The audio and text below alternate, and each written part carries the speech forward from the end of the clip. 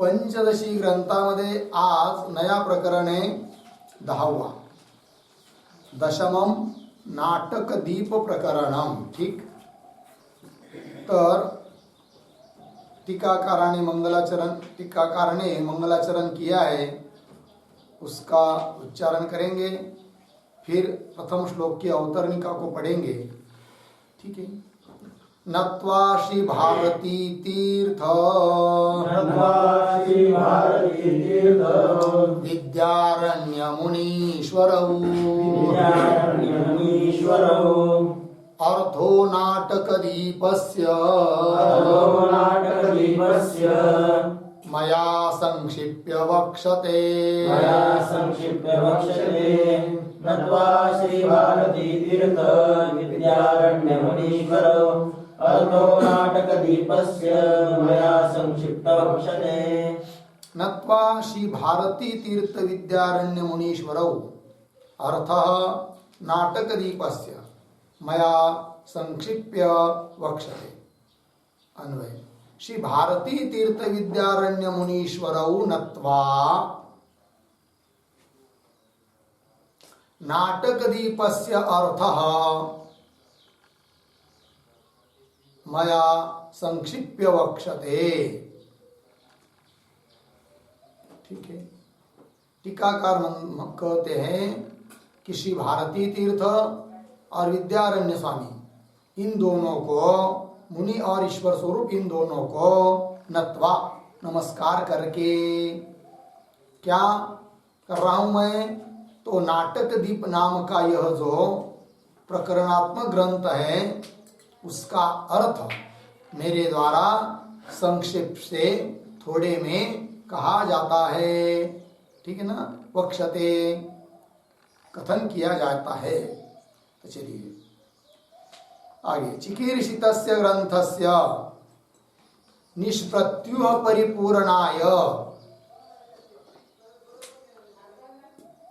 अभिमत देवता तत्वानुस्मरण लक्षणम मंगलम आचरन् मंदाधिकारिणाम अनायासेन निष्प्रपंच ब्रह्म आत्म तत्व प्रतिपत्ति सिद्धये अध्यारोपापवादाभ्याम निष्प्रपंचम प्रपंचते शिष्याणां बोध सिद्ध्यर्थम तत्वज्ञैः कल्पितः क्रमः इति न्यायम अनुसृत्य आत्मनि अध्यारोपम तावत आह। ठीक है। अब देखिए एक बात को। चिकीर्षितस्य ग्रंथस्य कर्तुमिच्छा चिकीर्षा, चिकीर्षितस्य कर्तुम इच्छितस्य ग्रंथस्य करने की इच्छा का विषयभूत जो ग्रंथ है नाटक दीप प्रकरण, उस ग्रंथ की निष्प्रत्युह परिपूर्णाय, निष्प्रत्युह शब्द का अर्थ होता है निर्विघ्नतया, विघ्न रहित। निष्प्रत्युह परिपूर्णाय निर्विघ्न, विघ्न रहित उसकी परिपूर्ति होने के लिए, ग्रंथ समाप्त होने के लिए मंगलाचरण किया जाता है। किसकी समाप्ति? ग्रंथ की। कैसा ग्रंथ? चिकीर्षित ग्रंथ। तो चिकीर्षितस्य ग्रंथस्य निष्प्रत्युह परिपूर्णाय मंगलाचरण करना है। मंगलम आचरण, उस मंगल का स्वरूप क्या है? लेकिन तो दे रहे अभिमत देवता तत्व अनुस्मरण लक्षण, ये मंगल का स्वरूप है। अभिमत शब्द का अर्थ होता है इष्ट।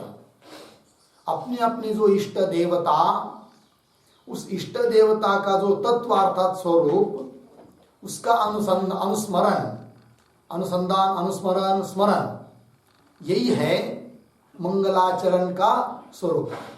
अपनी इष्ट देवता के तत्व का, इष्ट देवता के स्वरूप का चिंतन करना, स्मरण करना, ये को क्या हुआ?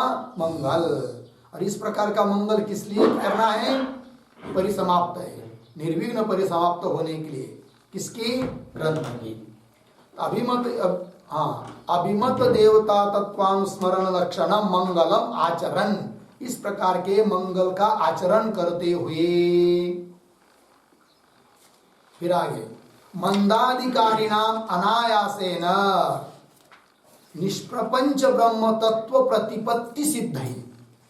ठीक है, तो निष्प्रपंच ब्रह्मात्म तत्व, निष्प्रपंच का मतलब होता है प्रपंच रहित, तो प्रपंच रहित ब्रह्म रूप आत्म तत्व की प्रतिपत्ति होने के लिए, प्रतिपत्ति का मतलब होता है ज्ञान, उसका साक्षात्कार होने के लिए, अब वो भी साक्षात्कार करने के लिए बहुत प्रयास करना न पड़े, अनायासेन, क्योंकि मंदाधिकारी है।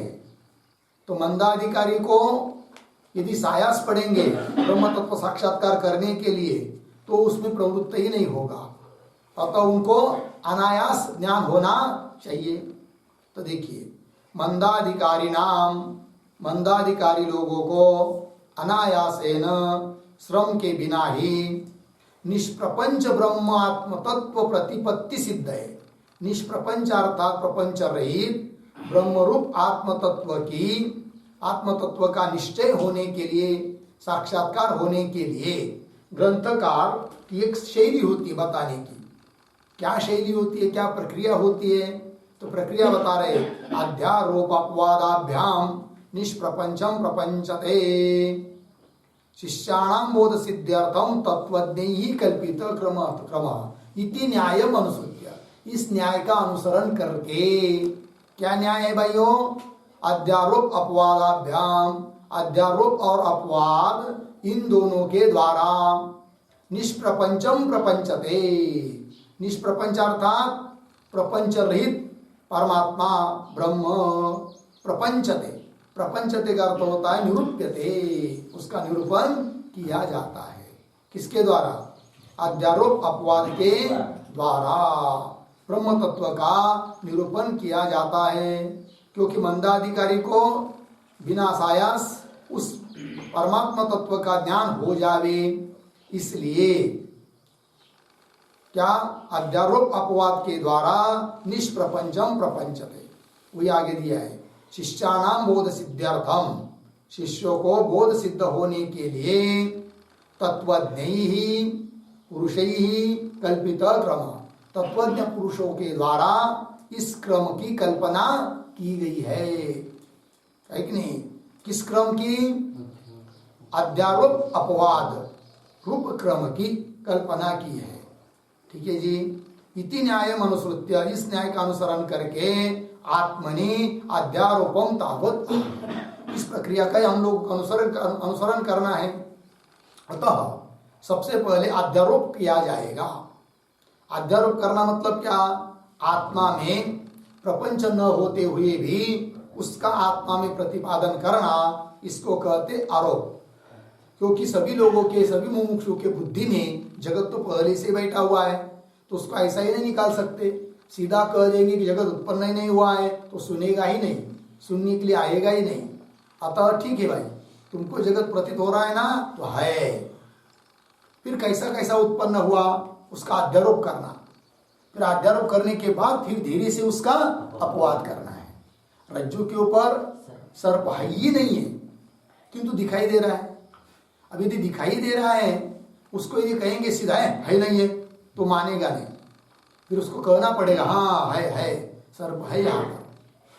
लेकिन कैसा उत्पन्न हुआ, वो मंदांधकार आदि आदि सब प्रक्रिया बताएंगे, तब धीरे से बताएंगे कि भाई इस प्रकार का यह सर्प अनिर्वचनीय है, मिथ्या है, सच बताऊं है ही नहीं है। फिर है क्या? रज्जु।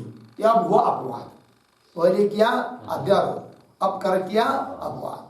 उसी प्रकार परमात्मा में जगत आदि कुछ है नहीं है, किंतु पहले है करके बताना या अध्यारोप, फिर पुनः उसका निषेध करना, ये हो जाता है अपवाद।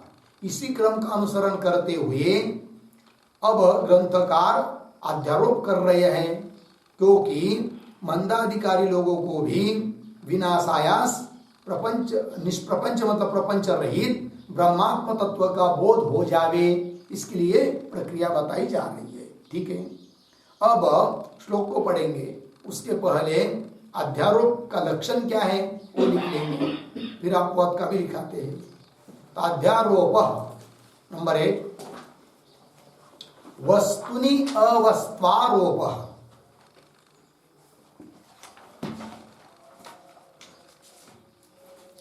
वस्तुनि अवस्त्वारोप, वस्तुन्यवस्त्वारोप। यथा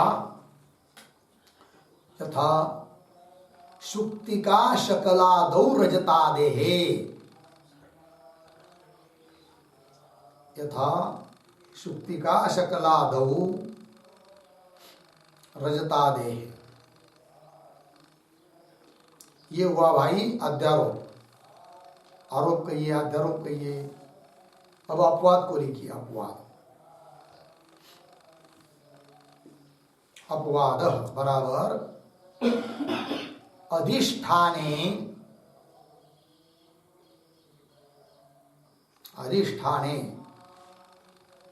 भ्रांत्या प्रतीतस्य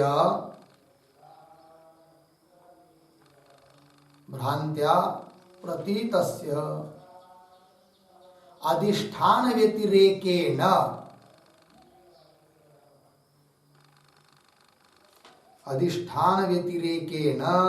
अभाव निश्चय।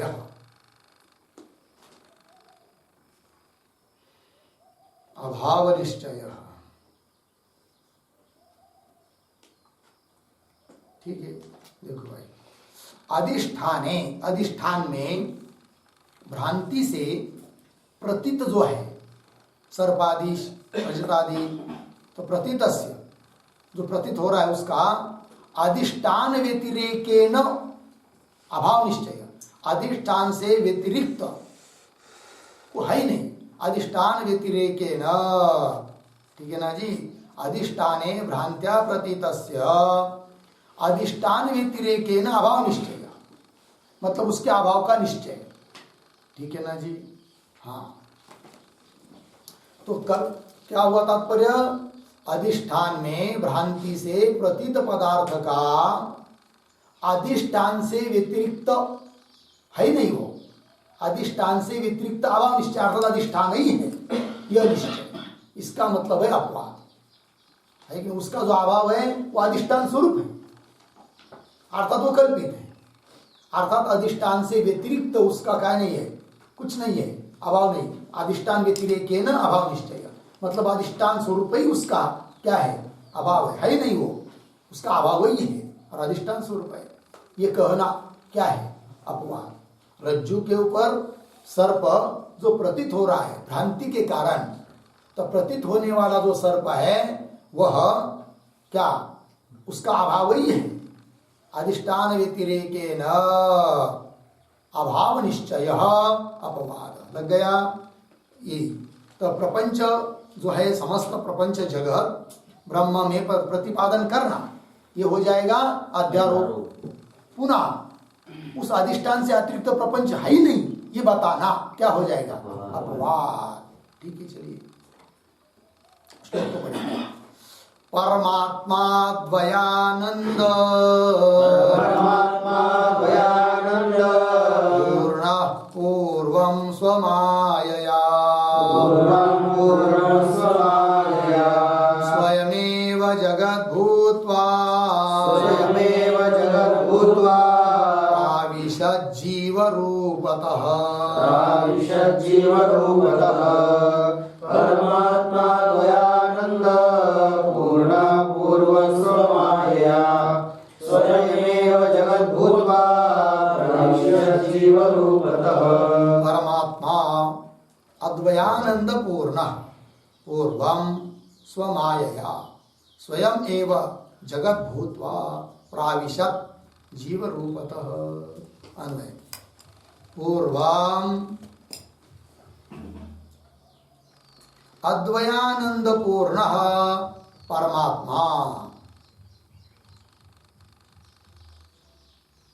अद्वयानंद पूर्ण परमात्मा स्वमायया, स्वमायया नीचे स्वयं एव जगत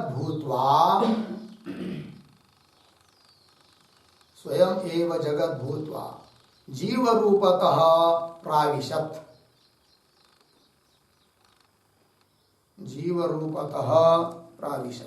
ठीक अर्थ। पूर्व पहले अद्वयानंद पूर्ण परमात्मा, अद्वय द्वैत रहित है कि नहीं, आनंद परिपूर्ण ऐसा जो परमात्मा जगत उत्पन्न होने के पहले ऐसा ही था, है कि नहीं। सदैव सौम्यदमग्रे सत्स्वरूप परमात्मा था। फिर स्वमाया अपनी ही माया के द्वारा स्वयं एव जगत भूत्वा स्वयं ही जगत बन गया। जैसे रज्जु के ऊपर सर्प प्रतीत हो रहा है, तो सर्प प्रतीत होने के पहले कौन थी? रज्जु ही है। किंतु वही रज्जु अब रज्जु का अज्ञान होने के कारण वही रज्जु सर्प रूप से बन गई अज्ञान को लेकर। उसी प्रकार स्वमाया अपने माया से स्वयं एव जगत भूत्वा स्वयं जगत बनकर जीव रूपतः प्राविशत, फिर जगत को बनाया। फिर उस जगत में शरीरादिकों में जीव रूप से प्रवेश करता गया, प्रवेश किया उसने, परमात्मा ने प्राविशत। ठीक हो गया। टीका को देखिए। परमात्मेति पूर्वम प्रतीक है। पूर्वम का अर्थ कर रहे हैं सृष्टि है प्राग, सृष्टि उत्पन्न होने के पहले। अद्वयानंद पूर्ण प्रतीक है। सृष्टि उत्पन्न होने के पहले परमात्मा कैसा था? अद्वयानंद पूर्ण। क्यों? श्रुति प्रमाण बता रही है, श्रुति प्रमाण है। तो श्रुति क्या बता रही है? सदैव सौम्य इदम अग्रे आसीत एकम एव अद्वितीयम। हे सौम्य, अग्रे मतलब जगत उत्पन्न होने के पहले, इदम एव सत आसीत, यही सत्स्वरूप परमात्मा था, वो एक ही है, अद्वितीय है। आसीत एकम एव अद्वितीय। ठीक। आगे विज्ञानम आनंदम ब्रह्म। विज्ञान मतलब ज्ञान स्वरूप, आनंद स्वरूप ब्रह्म है, ऐसा श्रुति बता रही है ब्रह्म के बारे में। कैसा है? पुनः पूर्णम पूर्णमदः पूर्णमिदम, यह परमात्मा पूर्ण है, यह भी पूर्ण है, इत्यादि श्रुति प्रसिद्ध। इत्यादि श्रुति में प्रसिद्ध परमात्मा क्या जी? स्वगतादि भेद शून्य, ऐसा परमात्मा की जिसमें स्वगत भेद, सजातीय भेद, विजातीय भेद कुछ है नहीं। तो स्वगत आदि भेद शून्य, परमानंद रूप, परमानंद स्वरूप परिपूर्ण। ठीक। फिर आगे ऐसा परमात्मा स्वमाया अपनी ही माया से जगत बन गया। तो वही श्रुति दे रहे, मायाम तो प्रकृति विद्यात् मायिनम तो महेश्वरम। माया को ही प्रकृति अर्थात उपादान कारण विद्यात समझो जानो, माया ही उपादान कारण है। और मायिनम तो महेश्वरम, और माया उपाधि से युक्त जो चैतन्य वो बन गया महेश्वर अर्थात ईश्वर। इति श्रुत्युक्तया, ऐसा श्रुति में बताया है। तो श्रुत्युक्तया, श्रुति में कहे हुए के अनुसार स्वनिष्ठया माया शक्त्या, स्व अर्थात परमात्मा, निष्ठ मतलब उसमें रहने वाली कौन? माया। उस माया के द्वारा, माया शक्ति से स्वयं एव जगत भूत्वा, स्वयं एव जगत भूत्वा प्रतीक है, उसका अर्थ कर रहे, श्रुति बता रहे। तदात्मानं स्वयं अकुरुत, तदात्मानं तद अर्थात वह ब्रह्म, तद आत्मानं अपने को, वह ब्रह्म अपने को ही स्वयं, अपने को ही क्या? स्वयं, स्वयं है ना, तदात्मना स्वयं अकुरुत, स्वयं ही जगत रूप से बन गया। सच्च त्यच्च अभवत, अर्थात सच्च त्यच्च अभवत, स्थूल सूक्ष्म रूप से जगत रूप से बन गया वो परमात्मा। इति श्रुते है, ये श्रुति बता रही है। इति श्रुते स्वयमेव जगदाकारतां प्राप्य, स्वयं ही जगत के आकार को प्राप्त होकर वो परमात्मा क्या प्राप्य?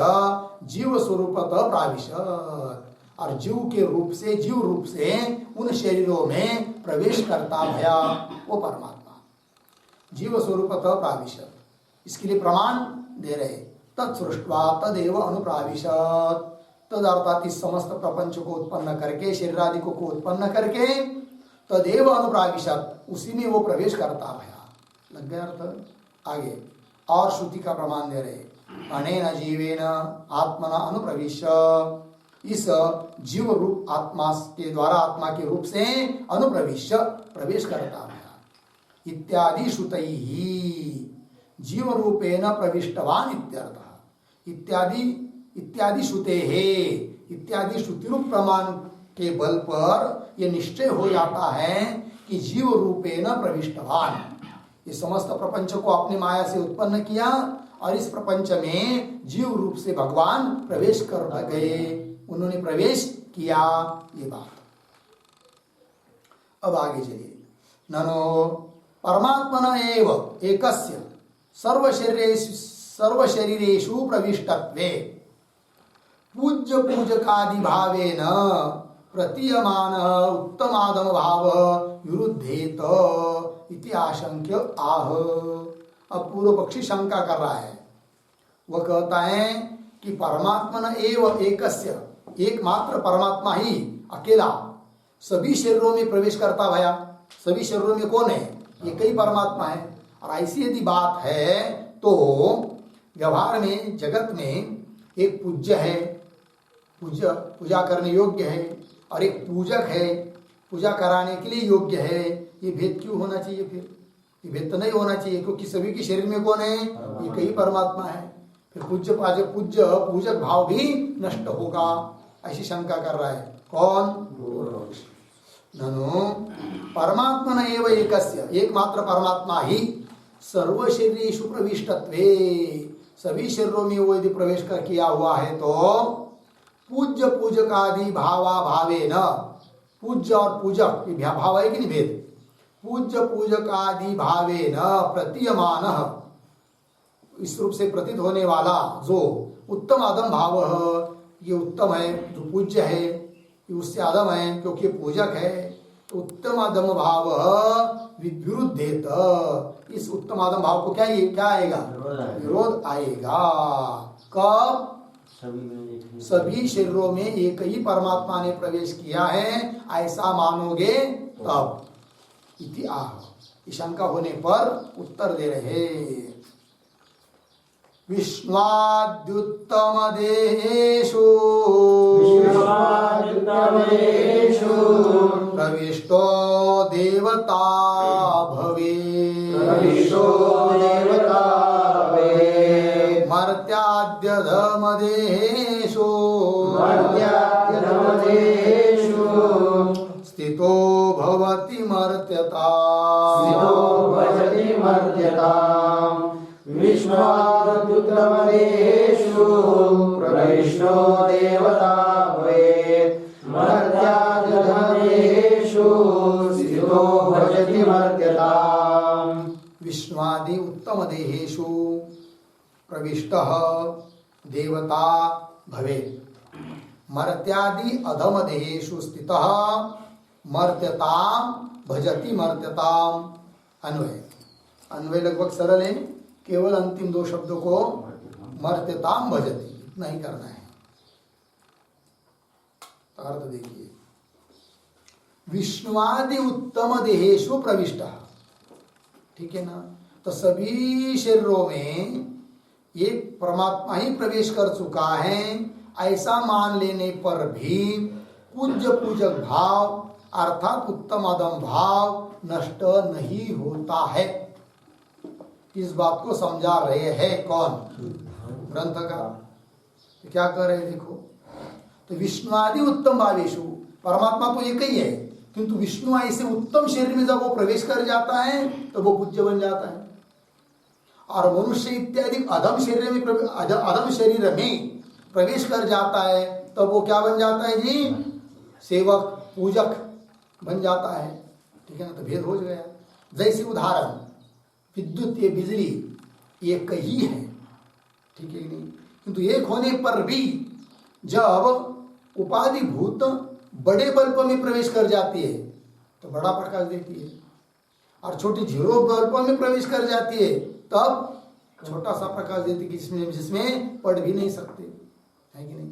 इसमें कोई बिजली का दोष है क्या? तो बिजली तो दोनों जगह एक ही है, किंतु जिसमें प्रवेश किया है उस उपाधि का भेद है। उसी प्रकार सभी शरीरों में एकमात्र परमात्मा ही प्रवेश कर चुका है, तो भी उत्तम देह जो विष्णु इत्यादि काकादिकों का है, उनमें यदि प्रवेश करता है भगवान चैतन्य रूप से, आत्मा रूप से, तो वो बन गया कौन? पूज्य। और मनुष्य का शरीर है कि नहीं, वो तो बहुत निकृष्ट है उनकी अपेक्षा, है कि नहीं? तो ऐसे नीच शरीर में प्रवेश कर जाता है वो परमात्मा, तो वो बन जाता है पूजक। तो पूज्य पूजक भाव नष्ट नहीं होता है। कब? सभी शरीरों में एक ही चैतन्य रूप परमात्मा का प्रवेश मानने पर भी पूज्य पूजक भाव नष्ट नहीं होता है। देखो भाई, विष्णुआदि उत्तम देहेषु, विष्णु इत्यादि के उत्तम देहों में, भगवान में, शरीर विग्रह में प्रविष्ट देवता भवे, प्रविष्ट किया हुआ वो परमात्मा देवता बन जाता है, अर्थात पूज्य बन जाता है। और मर्त्यादि अधम देहेषु, मर्त्य कहते मनुष्य को मरणशील, तो मर्त्यादि अधम देहों में स्थित प्रवेश किया हुआ वो परमात्मा क्या होता है? मर्त्यताम भजती, क्या हो जाता है? मनुष्य रूप से ही हो जाता है, अर्थात सेवक बन जाता है, पूजक बन जाता है। तो पूज्य पूजक भाव का विरोध नहीं आता है। आगे टीका देखिए, विष्णु इति नायम स्वाभाविक उत्तम आदम भाव, यह जो उत्तम आदम भाव है स्वाभाविक नहीं है। नायम अयम स्वाभाविक उत्तम आदम भाव न, किंतु फिर कैसा है भाई? किंतु शरीर उपाधि निबंधन, शरीर रूप उपाधि के निमित्त से है कौन? उत्तम आदम भाव। अतः न विरोध, अतः न विरोध, विरोध नहीं आता है। कब? सभी शरीरों में एक ही परमात्मा प्रवेश कर चुका है ऐसा मानने पर भी कोई विरोध नहीं आता है। लग गया अर्थ? चलिए फिर आगे के श्लोक के उत्तरने का। इति अयम आत्मनि अध्यारोपम संक्षेपेण प्रदर्श ससाधनम तद अपवादम संक्षिप्य दर्शयति। ठीक है, अब बोल रहे हैं कि थम, मतलब अभी जो ऊपर दो श्लोकों में बात बताई उसमें उस प्रकार से इत्थम आत्मनि अध्यारोपम संक्षेपेण प्रदर्श, आत्मा में चैतन्य में अध्यारोप को संक्षेप से दिखाकर, थोड़े में दिखाकर, है कि नहीं? क्योंकि परमात्मा ने क्या किया? जगत उत्पन्न किया, उत्पन्न होने के पहले वो शुद्ध ही था, सच्चिदानंद घन था, क्योंकि जगत उत्पन्न किया और उसमें वो प्रवेश कर चुका। ये हुआ क्या? अध्यारोप। इत्थम आत्मनि अध्यारोपम, आत्मा में अध्यारोप संक्षेपेण प्रदर्श, संक्षेप से दिखाकर। अब ससाधनम तद अपवादम, अब उसका अपवाद करना पड़ेगा और उसका अपवाद बताएंगे अभी, किंतु केवल अपवाद बताएंगे नहीं, ससाधन अर्थात उसके निवृत्त करने का साधन क्या है, साधन सहित अपवाद को बताएंगे। ससाधनम तद अपवादम संक्षिप्य दर्शेति, तद अपवादम तद जगत किंवा अध्यारोप, अध्यारोप का अपवादम संक्षिप्त दर्शयति, थोड़े में दिखा रहे हैं। अनेक जन्म भजना, अनेक जन्म भजना स्वविचारं चिकीर्षति, स्वविचारं चिकीर्षति, विचारेण विनष्टाया, विचारेण विनष्टाया, मायायां शिष्यते स्वयं, मायायां शिष्यते स्वयं। अनेक जन्म भजना स्वविचारं चिकीर्षति, विचारेण विनष्टायां मायायां शिष्यते स्वयं। अनेक जन्म भजना स्वविचारं चिकीर्षति, विचारेण विनष्टायां मायायां शिष्यते स्वयं। अन्वय, पहली पंक्ति सरल है। अनेक जन्म भजनात् स्वविचारं चिकीर्षति, नीचे विचारेण मायायां विनष्टायां स्वयं शिष्यते। देखो भाई, अनेक जन्म भजनात्, अनेक जन्मों में भगवान का क्या किया? भजन किया, अर्थात निष्काम कर्म, निष्काम उपासना का अनुष्ठान किया, उससे अंतःकरण शुद्ध हुआ। फिर उसके बाद अंतःकरण शुद्ध होने पर स्वविचारं चिकीर्षति, अपना ही विचार करने के लिए इच्छा उत्पन्न होती है। भाई मैं कौन हूँ, है कि नहीं? जन्म को प्राप्त हो गया हूँ, मरने के बाद मेरा क्या होगा, क्या स्थिति है, जगत क्या है, आत्मा क्या है, ब्रह्म क्या है, ऐसे जानने की इच्छा होती है, चिकीर्षति। फिर उसके बाद विचारेण मायायाम विनष्टायाम, फिर ऐसे विचार करते करते करते उस विचार से अर्थात ज्ञान से माया विनष्ट होने पर क्या रहता है? स्वयं शिष्यते, बस अपने आप स्वरूप से ही स्थित रहता है। ये हुआ क्या? अपवाद। ठीक, तो चलिए टीका। अनेकेति, अनेक जन्म भजनात् प्रतीक है, उसका अर्थ कर रहे अनेकेषु जन्मसु अनुष्ठितानां कर्मणाम, अनेक जन्मों में अनुष्ठित जो कर्म है उस कर्म नाम ब्रह्मणि समर्पण रूपात भजना, ये भजन का स्वरूप है। अनेक जन्मों में अनुष्ठान किया हुआ जो कर्म है उन कर्मों को क्या करना है? उसका फल नहीं चाहना, फिर क्या करना? वो सभी कर्म उस ब्रह्म स्वरूप में, ब्रह्म में समर्पित करना, अर्थात निष्काम भावना से कर्म का अनुष्ठान करना, उपासना का अनुष्ठान करना, वैदिक कर्मों का, वैदिक उपासना का, यही है भजन। तो कर्म नाम ब्रह्मणि समर्पण रूपात भजना, ब्रह्म में समर्पण रूप भजन से फिर क्या होता है? स्वविचारम प्रतीक है। स्वविचारम का अर्थ कर रहे हैं स्वस्य आत्मनः ब्रह्म रूपस्य ज्ञान साधनम श्रवणाधिकम, ये अर्थ हुआ स्वविचार का। स्वस्य अर्थात आत्मनः ब्रह्म रूपस्य, अपना आत्मा जो ब्रह्म, उस ब्रह्म रूप का, ब्रह्म स्वरूप का जो ज्ञान, उस ज्ञान के साधन जो श्रवणादिक, उस श्रवणादिक करने की इच्छा उत्पन्न होती है। कब? अनेक जन्म भजना। क्या होता है? स्वविचारम चिकीर्षति, स्वविचार मतलब अपने स्वरूप के बारे में श्रवण करने की इच्छा उत्पन्न होती है, श्रवण मनन निधिध्यासन करने की। फिर आगे चिकीर्षति पद आया है कि नहीं? चिकीर्षति प्रतीक है, उसका अर्थ कर रहे कर्तुम इच्छति, करना चाहता है, श्रवणादिक करना चाहता है। ततः ऐसा श्रवणादिक करने से क्या होगा? फिर ततः स्वविचारेण, अपने स्वरूप के बारे में, स्वविचारेण प्रतीक है, विचारेण, तो विचारेण मतलब स्वविचारेण, क्या उसका अर्थ कर रहे? विचार जनित ज्ञान है, विचार से उत्पन्न हुआ जो ज्ञान, उस ज्ञान के द्वारा मायायाम विनष्टायाम, तो मायायाम प्रतीक है, उसका अर्थ कर रहे हैं मायायाम मतलब स्वस्य अद्वयानंदत्वादि रूपात्,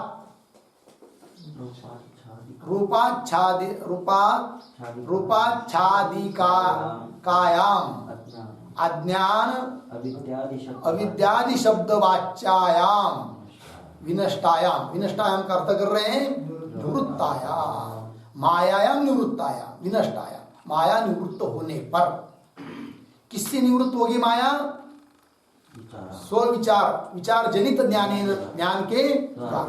तो वही मायायाम, मायायाम का अर्थ देखिए, मायायाम प्रतीक है स्वस्य अद्वयानंदत्वादि रूपाच्छादिकायाम, कायाम अज्ञान अविद्यादि शब्द वाच्यायाम, कि जिसको अज्ञान शब्द से भी बोला जाता है, अविद्या शब्द से कहा जाती है, माया भी उसके लिए शब्द है। तो कैसी वो? स्वस्य, अपना जो अद्वयानंद स्वरूप, उसको आच्छादन करने वाली माया अर्थात अविद्या अर्थात अज्ञान, वो नष्ट होने पर विचार से।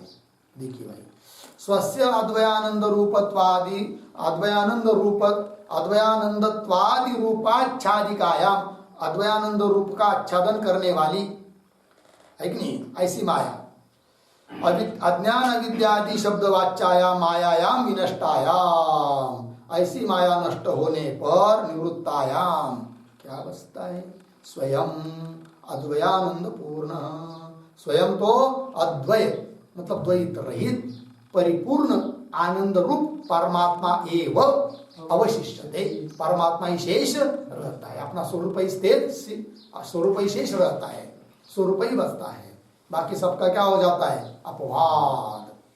अद्वयानंद पूर्ण परमात्मा एव अवशिष्यते, लग गया अर्थ। चलिए आगे, अब आगे के श्लोक की अवतरणी का, ननु तद ब्रह्म अहम इति ज्ञात्वा सर्वबंधै प्रमुच्यते। श्रुति है कि तद ब्रह्म अहम, वह ब्रह्म ही मैं हूं, इति ज्ञात्वा ऐसा जानकर, जो जानता है वह सर्वबंधै प्रमुच्यते, सभी बंधनों से मुक्त हो जाता है।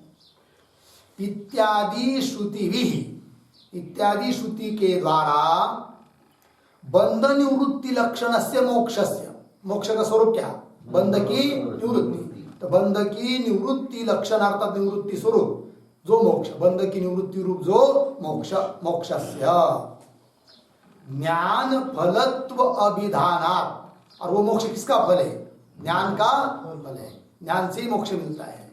ज्ञान फलत्वाभिधानात् परमात्मा क्या है आगे, परमात्मा विशेषण से ना, तो क्या पाइज क्या चाहिए, अविशेषण से, वहां पर एक काना छूट गया है,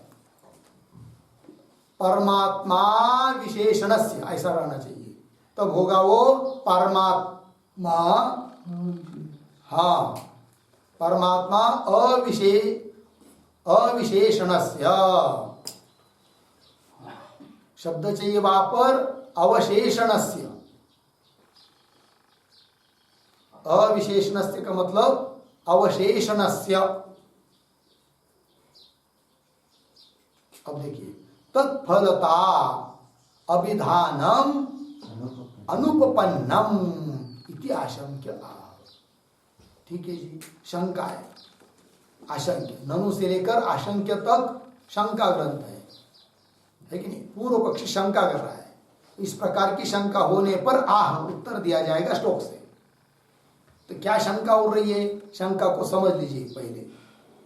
तो ऊपर के श्लोक में क्या कहा कि माया नष्ट होने पर परिपूर्ण ब्रह्म ही अवशेष रहता है, ये कहा। तो इस पर शंका कर रहा है पूर्व पक्षी, परमात्मा अवशेष रहता है, ये क्या बात हुई, आपको तो ऐसा बोलना चाहिए था कि माया नष्ट होने पर मोक्ष की प्राप्ति होती है, बंधन से छूट जाता है, मोक्ष की प्राप्ति होती है, ये बोलना चाहिए, ये तो बोले नहीं तुम। क्या बोले फिर, परमात्मा अवशिष्ट रहता है, जबकि हमने श्रुति से सुना है क्या कि तद ब्रह्म अहम इति ज्ञात्वा सर्वबंधै प्रमुच्यते, उस ब्रह्म को जानने पर सभी बंधनों से मुक्त होता है। तो हमको तो सभी बंधनों से मुक्त होना था उसको जानकर, तो तब तो किंतु तुमने तो ऊपर क्या कहा, उस परमात्मा को ऐसा जानने से, विचार से जानने से परमात्मा अवशिष्ट रहता है, ये बात बता रहे हो, ये क्यों बता रहे, समझ में आया कि नहीं। क्या बताना चाहिए था फिर, बंधन से छूट जाता है, ये बताना चाहिए था। बताया क्या, परमात्मा शेष रहता है, ये क्या ऐसा क्यों बता रहे। पंक्ति देखिए पुनः, ननु तद ब्रह्म अहम, वो ब्रह्म ही मैं हूं, इति ज्ञात्वा ऐसा जानकर, सर्वबंधै प्रमुच्यते, सभी बंधनों से मुक्त होता है। इत्यादि श्रुति भी, मिला क्या पंक्ति, इत्यादि श्रुति के द्वारा बंध निवृत्ति लक्षण से मोक्ष से ज्ञान फलत्व विधानात्, बंध की निवृत्ति ही मोक्ष है और वो ज्ञान का फल बताया। फिर ज्ञान हुआ तो ज्ञान होने पर क्या बताना चाहिए था आपको, इस प्रकार की बंध की निवृत्ति रूप मोक्ष प्राप्त होता है, ऐसा कहना चाहिए था, किंतु ऐसा तो कहा नहीं। अभी तो तुमने क्या कहा ऊपर कि उस ब्रह्म तत्व का ज्ञान संपादन करने से माया नष्ट होने पर परमात्मा ही शेष रहता है, तो परमात्मा को शेष रख कर क्या करना है हमको? हमको तो मोक्ष चाहिए था। मोक्ष तो तुम ज्ञान से बता नहीं रहे हो, परमात्मा शेष रहता है ये बता रहे हो, उससे हमको कोई लेना देना नहीं है। कौन बोल रहा है? पूर्व पक्षी। मोक्षस्य ज्ञान फलत्व विधानात् परमात्मा अवशेषणस्य तत्फलता विधानम, तत्फलता तत् ज्ञान है कि नहीं? तत् शब्द से क्या लेंगे? तत्फलता विधानम मतलब ज्ञान फलता विधानम, ज्ञान का वो फल ये बता रहे हो तुम, परमात्मा शेष रहता है ये ज्ञान का फल है, ऐसा जो बता रहे हो वो ठीक नहीं है। क्योंकि ज्ञान का फल हमने क्या सुना है? सभी बंधन की निवृत्ति रूप मोक्ष, ये ज्ञान का फल सुना है। और तुम ज्ञान का फल क्या बता रहे हो? परमात्मा अवशेष रहना, सब निवृत्ति होकर परमात्मा बच जाता है ये बता रहे हो। तो ज्ञान का फल निश्चित क्या है फिर?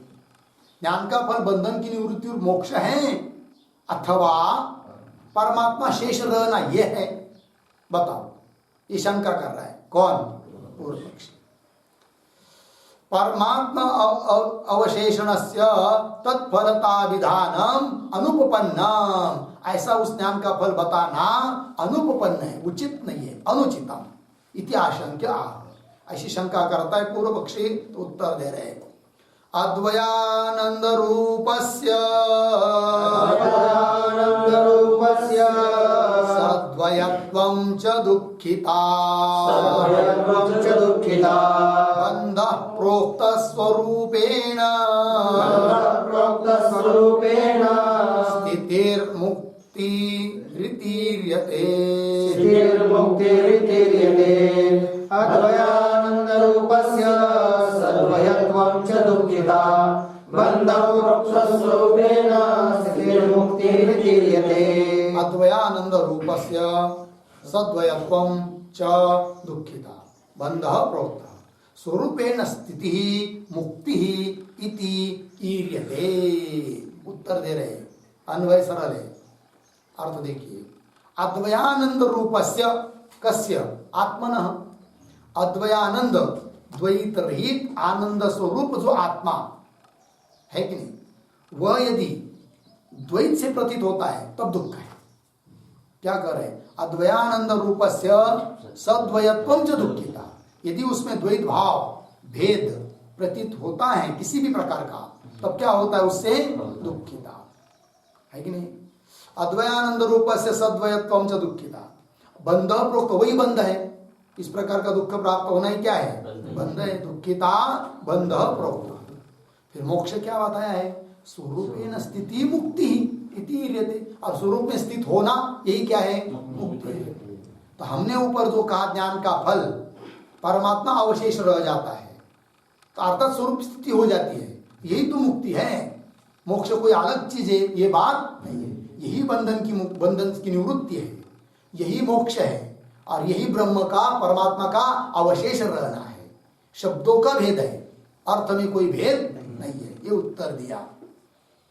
टीका अद्वयानंदेति अद्वितीये ब्रह्मणि वास्तवस्य बंधस्य मोक्षस्य वा दुर्निरूपत्वात् दुःखित्वादि भ्रम एव बंधः।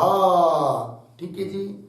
देखो भाई, अद्वितीय ब्रह्मणि द्वैत रहित उस ब्रह्म में वास्तवस्य बंधस्य वस्तुतः कोई बंध भी नहीं है, और बंध नहीं है तो मोक्ष भी नहीं है। सचमुच देखा जाए तो दुर्निरूप्यत्वात् अद्वितीय ब्रह्मणि वास्तवस्य बंधस्य मोक्षस्य वा दुर्निरूपत्वात्, उसका निरूपण करना कठिन है। निरूपत्वात् फिर तो भी दुःखित्वादि भ्रम, तो भी उसमें दुःखित्वादि की प्रतीति हो रही है, मैं दुखी हूं करके, तो यही क्या है? बंध है। स्वयं को दुखी कर्ता भोक्ता जन्म मृत्युवान समझना यही क्या है? बंधन है। दुर्निरूपत्वात् दुःखित्वादि भ्रम एव बंध लग गया इतना। और स्वरूपावस्थिति लक्षणा तन्निवृत्ति एव मोक्ष। स्वरूपावस्थिति लक्षणा, स्वरूप में अवस्थिति स्थिति हो जाना, स्वरूप जो तन्निवृत्ति, तन्निवृत्ति भ्रम निवृत्ति, दुख की निवृत्ति, बंधन की निवृत्ति, तन्निवृत्ति एवं मोक्ष, उसकी निवृत्ति क्या है? लेकिन वो निवृत्ति कोई अलग चीज नहीं है। क्या है फिर? स्वरूपावस्थिति लक्षणा, स्वरूप में अवस्थिति होना, यही उसका स्वरूप है। लक्षणा मतलब स्वरूप है। तो स्वरूपावस्थिति लक्षणा तन्निवृत्ति एवं मोक्ष, अतः न श्रुति विरोध इति भाव। अतः श्रुति के साथ विरोध नहीं। कब? जब हमने ज्ञान का फल परमात्मा का अवशेष रहना ये बताया, तो भी श्रुति के साथ विरोध नहीं है। कौन श्रुति? तद ब्रह्म अहमिति ज्ञात्वा सर्वबंधै प्रमुच्यते। ब्रह्म ज्ञान का फल बंधन से मुक्ति बताई, तो ब्रह्म ज्ञान का फल बंधन से मुक्ति जो बताया है वही यह चीज है, स्वरूप में अवस्थिति, उसमें कोई अंतर नहीं है। अतः श्रुति के साथ विरोध भी नहीं होगा। इतना आगे चलिए। ननु कर्मणैव हि संसिद्धि मास्तिता जनकादयः इति स्मृतेः मोक्षस्य कर्म साधनत्व अवगमात् किम अनेन विचार जनित ज्ञानेन इति अतः आह। देखो भाई, पूर्व पक्षी शंका कर रहा है। क्या कर रहा है कि पूर्व पक्षी बोल रहा है मोक्ष का साधन तुमने कौन बताया? ज्ञान। किंतु ज्ञान से ही मोक्ष होता है ऐसी कोई बात नहीं। क्यों? तो हमने सुना है, भगवान ने बताया है गीता में। क्या? कर्म नैव हि संसिद्धिम आस्तिता जनकादयः। कर्म से ही जन का अधिक संसिद्धि को प्राप्त हुए, है कि नहीं? अर्थात मोक्ष को प्राप्त हुए कर्म से। तो मोक्ष का साधन कौन हुआ? कर्म। और यदि कर्म से भी मोक्ष मिल सकता है तो किम अनेन ज्ञानेन, कि तुम्हारे ज्ञान से हमको क्या लेना देना? ऐसा बोल रहा है कौन?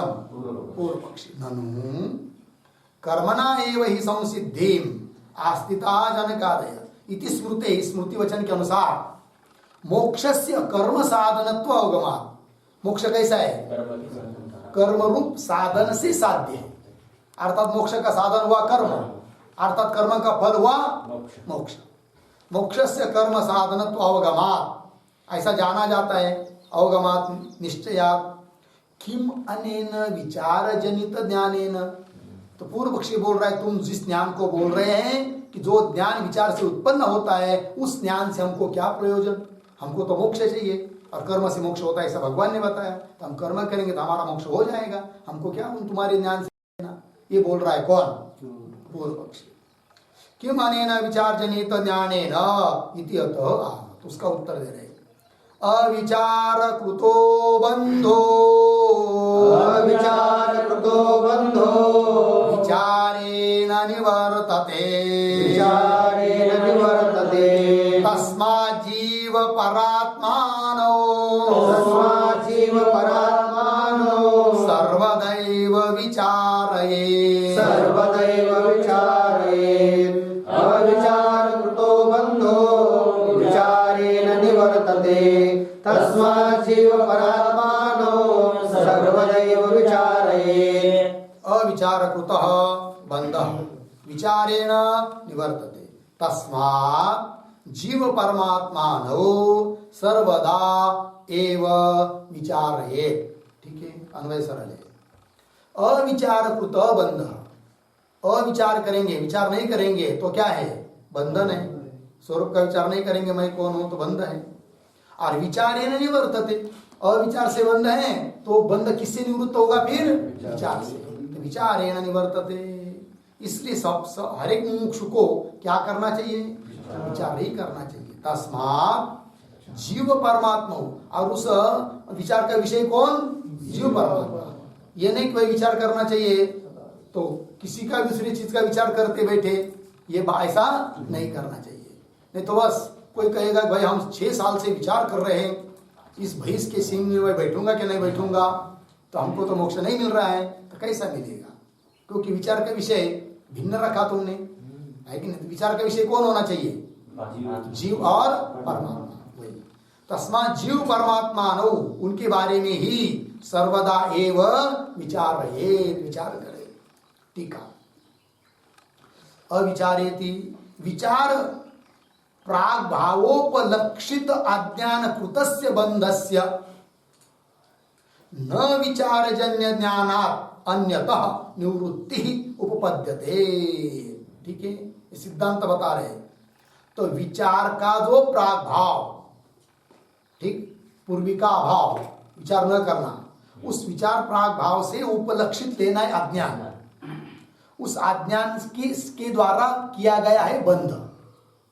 ठीक है, पंक्ति देखिए, विचार प्राग भावोपलक्षित अज्ञान कृतस्य बंधस्य।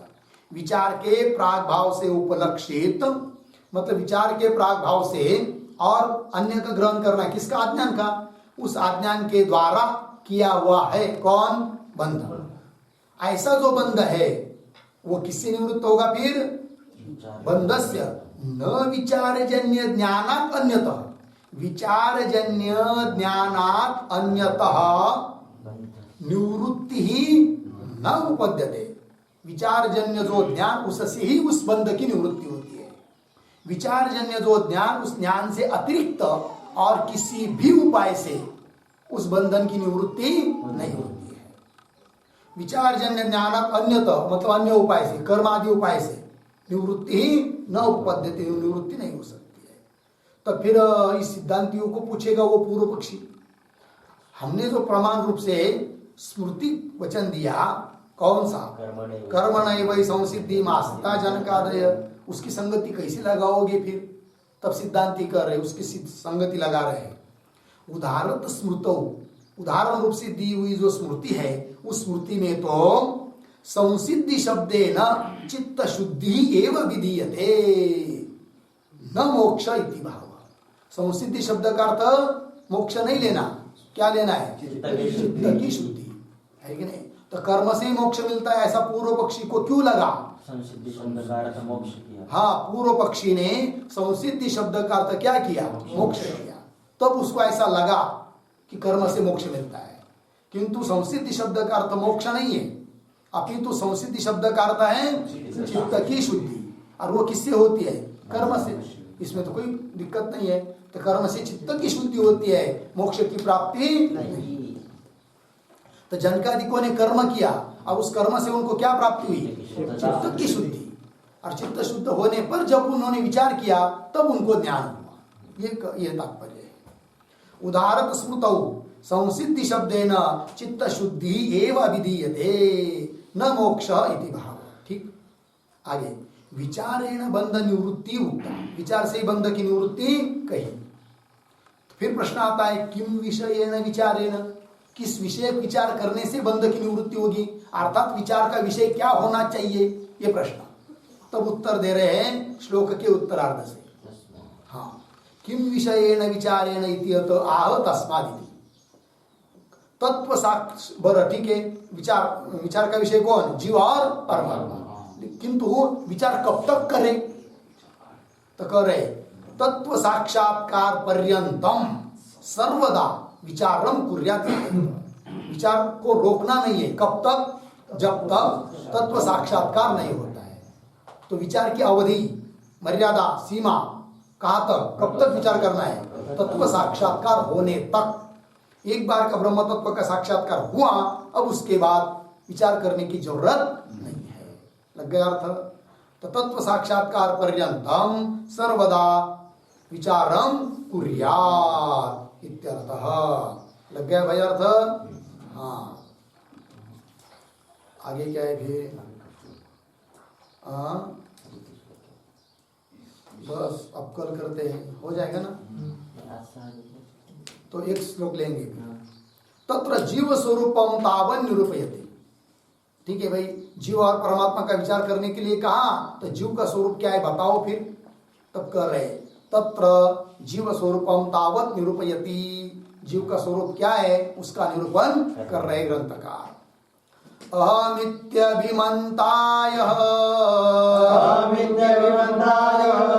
कर्तासौ तस्य साधनं मनस्तस्य क्रियेऽन्त बहिर्वृत्ति क्रमोत्थिते। अभिमन्ताय कर्तासो तस्य साधनम् मनसस्य क्रियेऽन्तर्बहिर्वृत्ति क्रमोत्थिते। अहम इति अभिमन्ता यह कर्ता असौ तस्य साधनम मनः तस्य क्रिये अंतः बहिः वृत्ति क्रमोत्थिते। अन्वय यह अहम इति अभिमन्ता अहम इति अभिमन्ता असौ कर्ता तस्य साधनं मनः तस्य साधनं मनः क्या अर्थ आगे क्रमोत्थिते अंतर्बहिर्वृत्ति क्रिये क्रमोत्थिते अंतर्बहिर्वृत्ति क्रिये अर्थ देखिए भाई तो यह अहम इत्यभिमन्ता जो मैं ऐसा अभिमान धारण करता है असौ करता यही करता है अर्थात यही जीव है। फिर उस जीव का मैं करता हूं इत्यादि अभिमान धारण करने के लिए साधन क्या है तो बता रहे तस्य साधनम मन उस कर्तृत्वादि का अभिमान का साधन कौन है मन है जीव का साधन मन हुआ। फिर और उसकी क्रिया क्या है फिर तस्य क्रमोत्थिते क्रमा से उत्पन्न होने वाली वृत्तियां कैसी वृत्तियां अंतर्वृत्ति बहिर्वृत्ति ये क्रिया है क्रिय द्विवचन अंदर वृत्ति बाहर की वृत्ति ये सब क्या है उसकी क्रिया है ये बात टीका यह प्रतीक है यह का मतलब चिदाभास विशिष्ट अहंकार चिदाभास से विशिष्ट जो अहंकार वह व्यवहार दशायाम व्यवहार काल में देहादौ अहम इति अभिमन्यते व्यवहार काल में जागृत आदि अवस्था में देहादिकों में अहम ऐसा अभिमान धारण करता है। व्यवहार दशायाम देहादौ अहम इति अभिमन्यते असौ कर्ता यही करता है। कर्ता शब्द का अर्थ कर रहे कर्तृत्वादि धर्म विशिष्ट जीव इत्यर्थः कर्तृत्वादि कर्तृत्व भोक्तृत्व इत्यादि धर्मों से विशिष्ट यही हो गया कौन जीव कर्तृत्वादि धर्म विशिष्ट जीव इत्यर्थ तस्य किम करणम अर्थात उसका करण अर्थात साधन उस जीव का करण क्या है साधन क्या है इति अपेक्षायाम आह ऐसी अपेक्षा होने पर कर रहे हैं तस्य इत्यादि पंक्ति से तो तस्य साधनम मन कह दिया ठीक।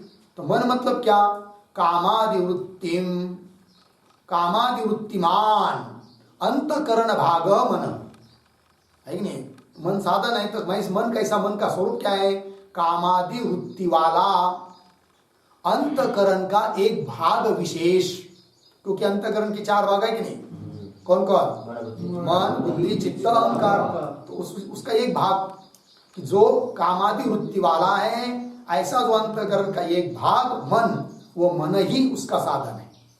आगे करणस्य क्रिया व्याप्तत्वात् तत्क्रियां दर्शयति अब करण बताया किंतु जो करण होता है वह क्रिया से व्याप्त होता है। ऐसा कोई करण नहीं कि जो क्रिया से व्याप्त न हो है कि नहीं तो व्यापक हो गई क्रिया व्याप्त हुआ करण। अब करण बताया उस करण से व्यापक जो क्रिया उसको भी बताना चाहिए तब बता रहे करणस्य क्रिया व्याप्तत्वात् क्रिया से व्याप्त ऐसा जो करण ठीक है ना होने से अब तत्क्रियाम दर्शयति तत्क्रियाम हाँ मन रूप करण की क्रिया है कि नहीं मन रूप करण हुआ उस करण की क्रिया को दिखा रहे हैं। करणस्य क्रिया व्याप्तत्वात् तत्क्रियां दर्शयति तस्येति तस्य इत्यादि पंक्ति से दो जगह तस्य आया है तो आगे वाला जो तस्य है ना तस्य क्रिये अंतर बहिर्वृत्ति क्रमोत्थिते उस मन रूप करण की क्रिया कौन है अंदर वृत्ति बाहर वृत्ति ये क्या है क्रिया है हो गया बस। अब आगे फिर अंतर्वृत्ति और बहिर्वृत्ति का स्वरूप क्या है, उसका विषय क्या है, इस सब का विवेचन करके दिखा रहे ग्रंथकार, उसका विचार हम लोग करते हैं। ओम पूर्णमदः पूर्णमिदं पूर्णात् पूर्णमुदच्यते पूर्णस्य पूर्णमादाय पूर्णमेवावशिष्यते। ओम शांति शांति शांति।